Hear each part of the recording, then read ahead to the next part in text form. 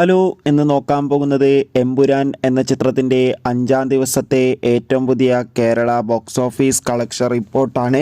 വീഡിയോയിലേക്ക് മുൻപ് video like ചെയ്യുക, ചാനൽ സബ്സ്ക്രൈബ് ചെയ്യുക. മാർച്ച് ഏപ്രിൽ മാസങ്ങളിൽ ഇനി അങ്ങോട്ട് ധാരാളം ചിത്രങ്ങൾ OTT റിലീസ് ചെയ്യും.